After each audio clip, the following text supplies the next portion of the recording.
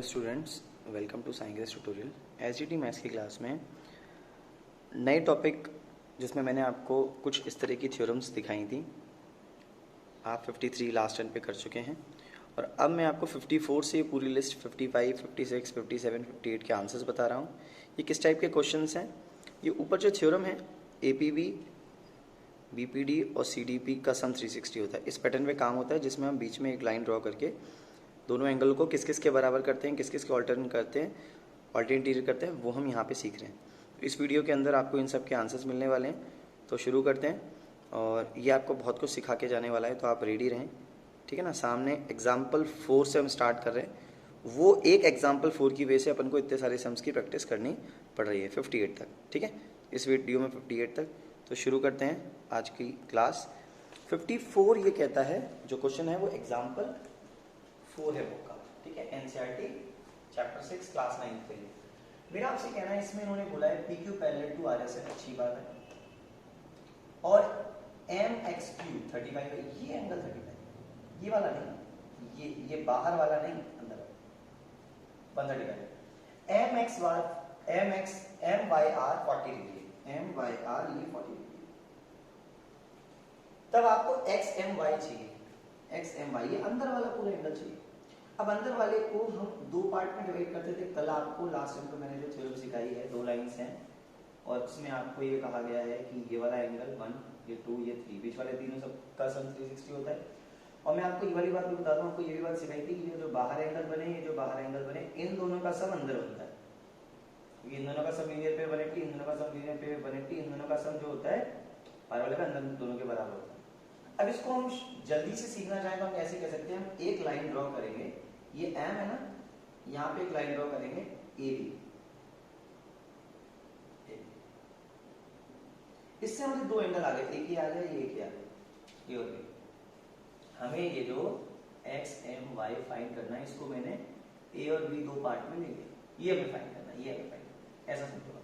इससे आपको क्वेश्चन कितना इजी लगेगा, क्योंकि हम इसका लीनियर पेयर निकाल के जो यहाँ निकालेंगे वो यहाँ A कहलाएगा ऑल्टर पे, और जो हम B निकालेंगे तो वो तो 40 है। देखो B कैसे फाइंड होगा, यहाँ से ये जो ये B है, इन दोनों का सम हमारा आंसर है, ये क्वेश्चन है।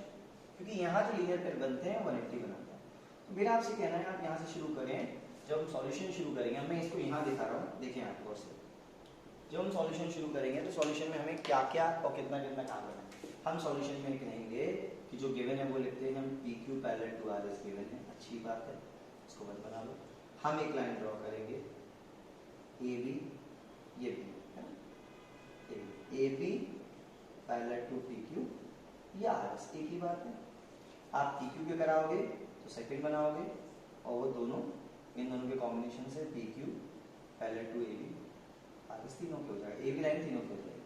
इससे जब आप लीनियर पेयर लगाओगे तो ये वाला एंगल आ जाएगा। आप यहाँ से ये कह सकते हो, जब लीनियर पेयर लग रहा है तो आप यहाँ से ये कह सकते हो इन दोनों लाइनों में कि PQ is a line, PQ line है, तो एंगल आपका PXM प्लस QXM का सम 180 डिग्री है। PXM QXM जो है वो 135 है, 180, PXM 180 माइनस 135, जैसे ही आप करेंगे तो लास्ट में आएगा 5, ठीक है। उसके बाद में तेरे दे दिया 7 में से 3, ये 4, 45, PXM 45 आ गया, ठीक है। ये 45 आ गया, आपको जानकारी मिल गई 45 की। अभी 45 आ गया तो 45 यहाँ आया ना, तो ये इसका ऑल्टरनेट होगा और ये इसका ऑल्टरनेट होगा, दोनों का सम आंसर होगा। और अपन ने क्या किया, यहाँ पे मैंने कह दिया सो एंगल A जो है वो PXM के बराबर, वो भी 45 है, क्योंकि वो ऑल्टरनेट बना रहा है। ऑल्टरनेट कैसा बना रहा है, वो भी इंटीरियर बना रहा है, ऑल्टरनेट इंटीरियर,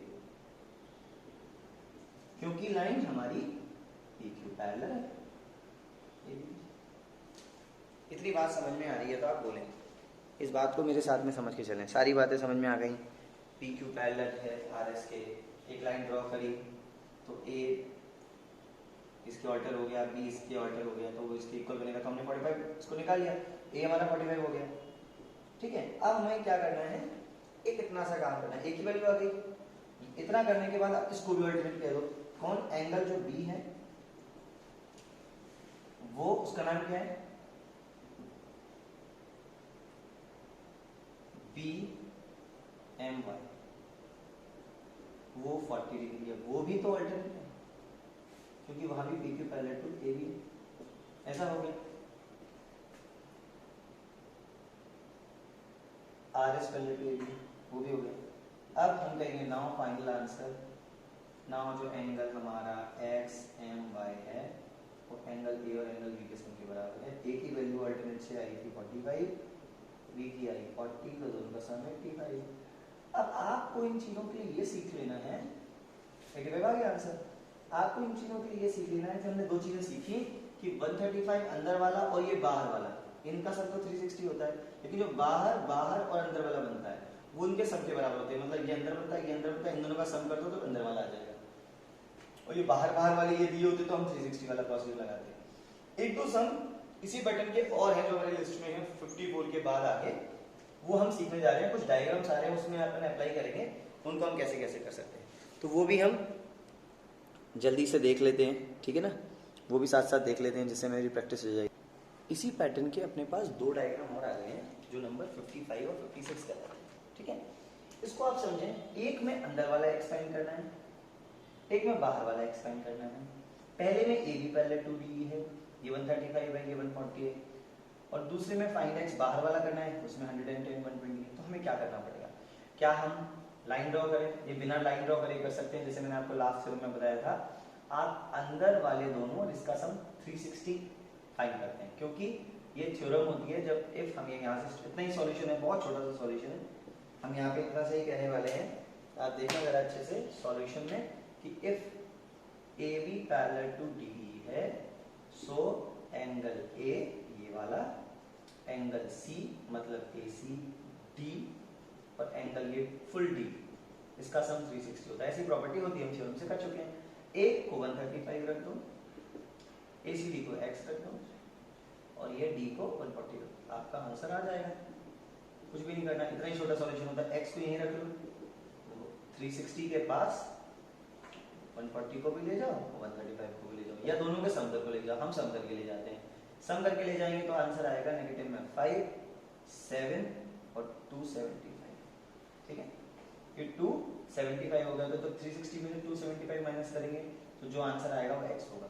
अब जो x आएगा, समझना बात को, अब जब x आएगा तो बाहर वाला x t होगा, तो क्या होगा, बाहर वाले x के लिए ये प्रॉपर्टी होती है कि उसे 360 में से माइनस कर दो।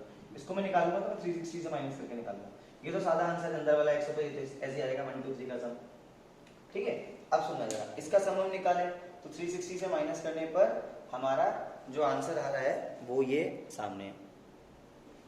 उसका आंसर तो आ रहा है हमारा 95 माइनस करने के पर, ठीक है। अब आप ये देखें इसको कैसे कर सकते हैं। इसको भी करने का यही तरीका है कि तीनों का सम 360 ले लो, मतलब अंदर वाले, फिर उसे 360 से माइनस कर दो। और ऐसा नहीं करते हो तो मैं एक ट्रिक आपको और बताऊंगा, उससे आपको और आसानी से आंसर होगा। आप तो ये देखो इन दोनों का सम कितना है, 110 और 120, ये हो गया हमारे 230। ये 230 है, शायद आंसर 230 हो या 30 हो, क्या हो हम देखते हैं। चलिए देखते हैं 130 हो या जो भी है, पहले चेक कर लेते हैं। इन दोनों का सम अंदर वाला 360 बराबर, तो हम वही प्रॉपर्टी लगा रहे हैं, if PQ parallel to MN है, एक ही बात है, MN पैरेलल टू PQ है, तो हम ये कहते हैं कि यहाँ जो प्रॉपर्टी लगने वाली होती है, जो एंगल M होता है, एंगल M, एंगल पूरा M, एंगल पूरा MOP, इंटीरियर अंदर वाला x प्लस एंगल P, ये सारे 360 के सम के बराबर है। जब ये 360 के सम के बराबर हैं तो हम एंगल 1 को कहेंगे 110, इसको कहेंगे एंगल MOP, P को 120, 360 रहने दो, एंगल MOP जो भी आएगा 360 में से हमने दोनों को सब्ट्रैक्ट कर दिया तो वो हम माइनस कर देते हैं 230। MOP ये इंटीरियर एक्स है, इंटीरियर वाला, माइनस करोगे तो देखो ये 30 आ रहा है, ये 130 आ रहा है, ठीक है।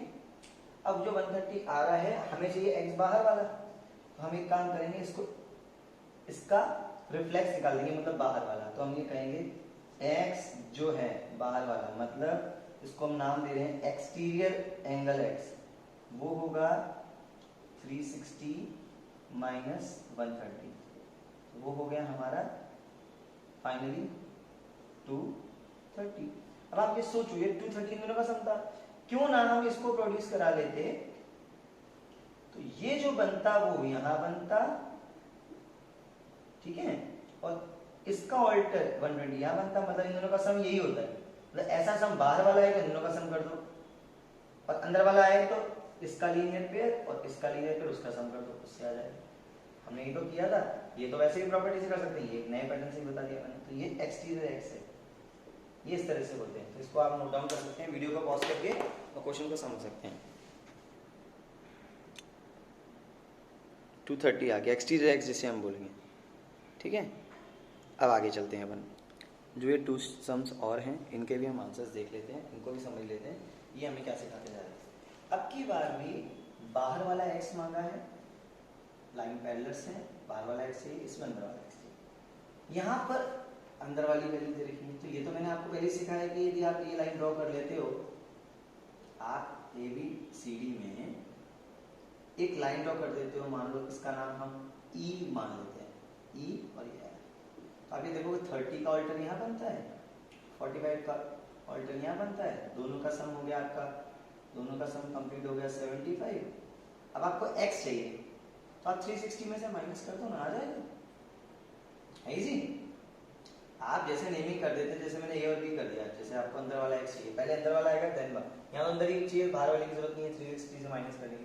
तो इसमें करने के लिए आप इतना सा करो, आप ऐसा मान लीजिए, अभी मैंने यहाँ कुछ नहीं लिखा है, समझ रहे हैं, अभी हम पहले 75 के बाद में हम यहाँ कह देंगे जो एंगल हमें फाइंड करना है ना, बाहर वाला फाइंड तो हमें करना है एक्सटीरियर एंगल x, मतलब जो बन रहा है BEC, BEC जो बाहर बन रहा है एक्सटीरियर, ये एक्सटीरियर BEC। इसके लिए मैंने कहा कि एंगल BEC को मैंने A और B दो पार्ट में कर दिया और एक नई लाइन EF पैरेलल करा दी AB के भी और DC के। इसमें ऑल्टरनेट के रूल लगेंगे, सो हमारा जो एंगल A होगा वो 45 हो जाएगा और जो B होगा वो 30 हो जाएगा, दोनों